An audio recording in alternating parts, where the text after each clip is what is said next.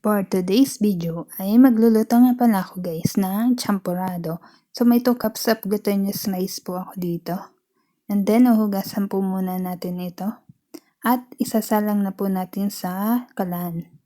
So ayan guys, kumukulo na ang ating malagkit.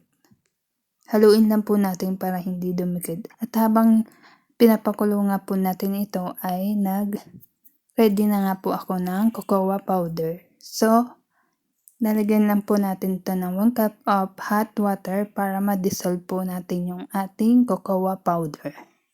So, haluin lang po muna natin ito hanggang sa matunaw yung ating cocoa powder. So, ayan, tunaw na po siya. Make sure lang natin na hindi buo-buo.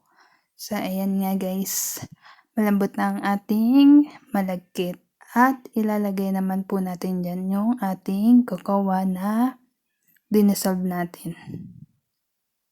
So, halain lang po natin ito ng mabuti.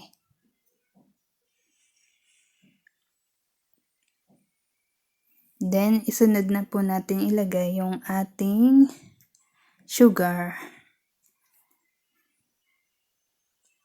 At haluin lang po natin. Then, sunod na natin ilagay yung ating gatas.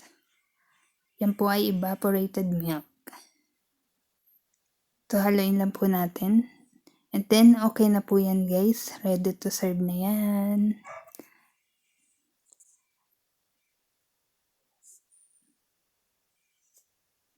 So, tara, tikman na natin itong niluto nating champurrado.